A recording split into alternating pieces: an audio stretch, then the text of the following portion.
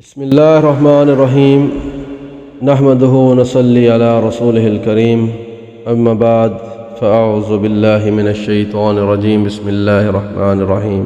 سامعین، 28ویں قسط میں آج ہمارا ٹاپک ہے ہجرت کے ہراول دستے۔ مولانا صفی الرحمن مبارک پوری صاحب رقم تراز ہیں۔ جب دوسری بیعت عقبہ مکمل ہو گئی، اسلام کفر و جہالت کے لک و دک صحرا میں اپنے ایک وطن کی بنیاد رکھنے میں کامیاب ہو گیا، اور یہ سب سے اہم کامیابی تھی جو اسلام نے اپنی دعوت کے آغاز سے اب تک حاصل کی تھی۔ تو رسول اللہ صلی اللہ علیہ وآلہ وسلم نے مسلمانوں کو اجازت مرحمت فرمائی کہ وہ اپنے اس نئے وطن کی طرف ہجرت کر جائیں۔ ہجرت کے معنی یہ تھے کہ سارے مفادات تج کر اور مال کی قربانی دے کر محض جان بچا لی جائے، اور وہ بھی یہ سمجھتے ہوئے کہ یہ جان بھی خطرے کی زد میں ہے۔ ابتدائے راہ سے انتہائے راہ تک کہیں بھی ہلاک کی جا سکتی ہے، پھر سفر بھی ایک مبہم مستقبل کی طرف ہے۔ معلوم نہیں آگے چل کر ابھی کون کون سے مصائب اور غم و الم رونما ہوں گے۔ مسلمانوں نے یہ سب کچھ جانتے ہوئے ہجرت کی ابتدا کر دی، اور ادھر مشرکین بھی ان کی روانگی میں رکاوٹیں کھڑی کرنی شروع کر چکے تھے، کیونکہ وہ سمجھتے تھے کہ اس میں خطرات مضمر ہیں۔ ہجرت کے چند نمونے پیش خدمت ہیں۔ نمبر 1، سب سے پہلے مہاجر حضرت ابو سلمہ رضی اللہ عنہ تھے۔ انہوں نے اپنے اسحاق کے بقول بیعت عقبہ سے 1 سال پہلے ہجرت کی۔ ان کی ہمراہ ان کی بیوی بچے بھی تھے۔ جب انہوں نے روانہ ہونا چاہا تو ان کے سسرال والوں نے کہا کہ یہ رہی آپ کی بیگم، اس کے متعلق تو آپ ہم پر غالب آ گئے، کہ لیکن یہ بتائیے کہ یہ ہمارے گھر کی لڑکی آخر کس بنا پر ہم آپ کو چھوڑیں کہ آپ اسے شہر شہر گھماتے پھریں۔ چنانچہ انہوں نے ان سے ان کی بیوی چھین لی۔ اس پر ابو سلمہ کے گھر والوں کو تاؤ آ گیا، اور انہوں نے کہا جب تم لوگوں نے اس عورت کو ہمارے آدمی سے چھین لیا تو ہم اپنا بیٹا اس عورت کے پاس نہیں رہنے دے سکتے۔ چنانچہ دونوں فریق نے اس بچے کو اپنی اپنی طرف کھینچا، جس سے اس کا ہاتھ اکڑ گیا، اور ابو سلمہ رضی اللہ عنہ کے گھر والے اس کو اپنے پاس لے گئے۔ خلاصہ یہ کہ ابو سلمہ رضی اللہ عنہ نے تنہا مدینہ کا سفر کیا۔ اس کے بعد حضرت ام سلمہ رضی اللہ عنہ کا حال یہ تھا کہ وہ اپنے شوہر کی روانگی اور اپنے بچے سے محرومی کے بعد روزانہ صبح صبح ابطح پہنچ جاتیں۔ ابطح وہ جگہ ہے جہاں یہ ماجرا پیش آیا تھا، اور وہاں بیٹھ کر شام تک روتی رہتیں۔ اسی حالت میں 1 سال گزر گیا۔ بالآخر ان کے گھرانے کے کسی آدمی کو ترس آ گیا، اور اس نے کہا کہ اس بیچاری کو کیوں جانے نہیں دیتے، اسے خواہ مخواہ اس کے شوہر اور بیٹے سے جدا کر رکھا ہے۔ اور ام سلمہ رضی اللہ عنہا سے ان کے گھر والوں نے کہا کہ اگر تم چاہو تو اپنے شوہر کے پاس چلی جاؤ۔ حضرت ام سلمہ رضی اللہ عنہ نے اپنے بیٹے کو اس کے دودیال والوں سے واپس لیا اور مدینہ چل پڑیں۔ اللہ اکبر! کوئی 500 کلومیٹر کی مسافت کا سفر، اور ساتھ میں اللہ کی کوئی مخلوق نہیں۔ جب تنعیم پہنچی تو عثمان بن ابی طلحہ مل گیا۔ اسے حالات کی تفصیل معلوم ہوئی تو مشائیت کرتا ہوا مدینہ لے آیا، اور جب قباء کی آبادی نظر آئی تو بولا تمہارا شوہر اسی بستی میں ہے، اسی میں چلی جاؤ، اللہ برکت دے۔ اس کے بعد وہ مکہ پلٹ آیا۔ معزز سامعین، مقام پر میں اپنے ان جذبات کا ذکر ضرور کروں گا۔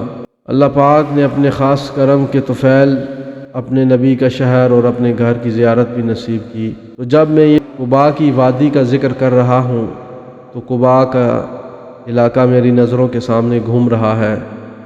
آج بھی اگر آج کی ترقی سے دور اور اس کو تھوڑا سا باہر نکل کر دیکھا جائے تو وہی صحرا، وہی سورج کی تپش، وہی گرمی، وہی سختی، وہی مشکلات آج بھی نظر آتی ہیں، لیکن وہاں کا ایک سکون، وہاں کا ایک امن، اللہ اللہ کیا کہنے اس کے۔ نمبر 2، حضرت صہیب رضی اللہ عنہ نے جب ہجرت کا ارادہ کیا تو ان سے کفار قریش نے کہا تم ہمارے پاس آئے تھے حقیر و فقیر تھے، لیکن یہاں آ کر تمہارا مال بہت زیادہ ہو گیا اور تم بہت آگے پہنچ گئے۔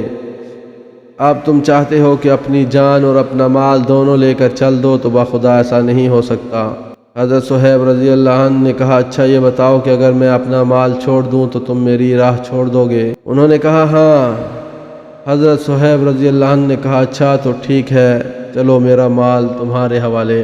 رسول اللہ صلی اللہ علیہ وآلہ وسلم کو اس کا علم ہوا تو آپ نے فرمایا صہیب نے نفع اٹھایا، صہیب نے نفع اٹھایا۔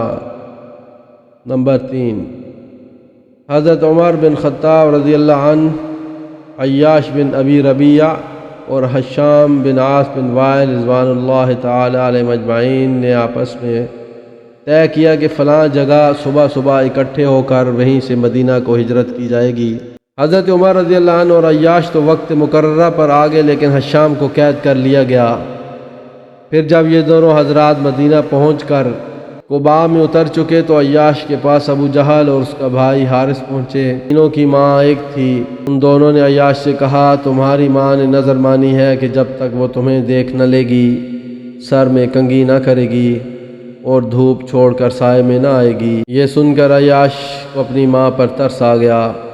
حضرت عمر رضی اللہ عنہ نے یہ کیفیت دیکھ کر عیاش سے کہا عیاش دیکھو، خدا کی قسم یہ لوگ تم کو محض تمہارے دین سے فتنہ میں ڈالنے چاہتے ہیں، لہٰذا ان سے ہوشیار رہو۔ خدا کی قسم اگر تمہاری ماں کو جوؤں نے اذیت پہنچائی تو وہ کنگھی کر لے گی، اور اسے مکہ کی ذرا کڑی دھوپ لگی تو وہ سائے میں چلی جائے گی۔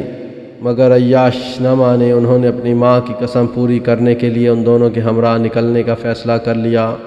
حضرت عمر رضی اللہ عنہ نے کہا اچھا، جب یہی کرنے پر آمادہ ہو تو میری یہ اونٹنی لے لو، یہ بڑی عمدہ اور تیز رو ہے، اس کی پیٹھ نہ چھوڑنا، اور لوگوں کی طرف سے کوئی مشکوک حرکت دیکھو تو بھاگ نکلنا۔ عیاش رضی اللہ عنہ اونٹنی پر سوار ان دونوں کے ہمراہ نکل پڑے۔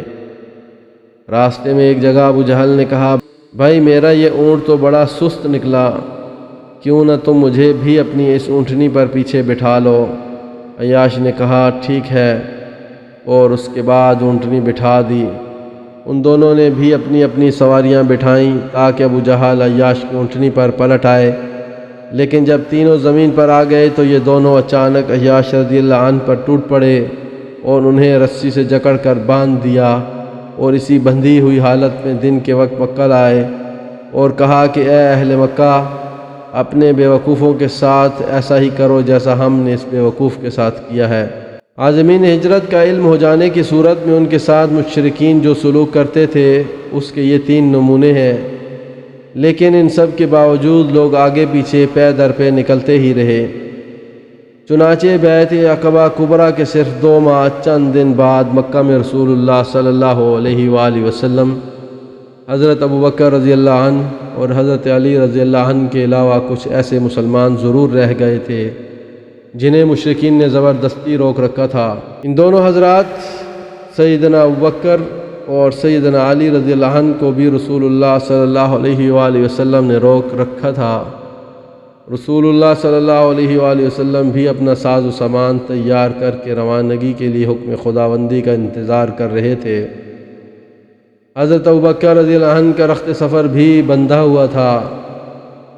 صحیح بخاری میں حضرت عائشہ رضی اللہ عنہا سے مروی ہے کہ رسول اللہ صلی اللہ علیہ وآلہ وسلم نے مسلمانوں سے فرمایا مجھے تمہارا مقام ہجرت دکھلایا گیا ہے۔ یہ لاوے کی 2 پہاڑیوں کے درمیان واقع ایک نخلستانی علاقہ ہے۔ اس کے بعد لوگوں نے مدینے کی جانب ہجرت کی۔ عام مہاجرین حبشہ بھی مدینہ ہی آ گئے۔ حضرت ابوبکر رضی اللہ عنہ نے بھی سفر مدینہ کے لیے ساز و سامان تیار کر لیا، لیکن رسول اللہ صلی اللہ علیہ وآلہ وسلم سے ان سے فرمایا ذرا رکے رہو، کیونکہ توقع ہے مجھے بھی اجازت دے دی جائے گی۔ ابوبکر رضی اللہ عنہ نے کہا میرے باپ آپ صلی اللہ علیہ وآلہ وسلم پر فدا، کیا آپ کو اس کی امید ہے؟ آپ صلی اللہ علیہ وآلہ وسلم نے فرمایا ہاں۔ اس کے بعد ابوبکر رضی اللہ عنہ رکے رہے تاکہ رسول اللہ صلی اللہ علیہ وآلہ وسلم کے ساتھ سفر کر سکیں۔ ان کے پاس 2 اونٹنیاں تھیں اور انہیں بھی وہ 4 ماہ تک ببول کے پتوں کا خوب چارہ کھلاتے رہے تاکہ وہ خوب تگڑی تازی ہو جائیں، اور پھر وہ دونوں حضرات مدینہ کی طرف ہجرت کر سکیں۔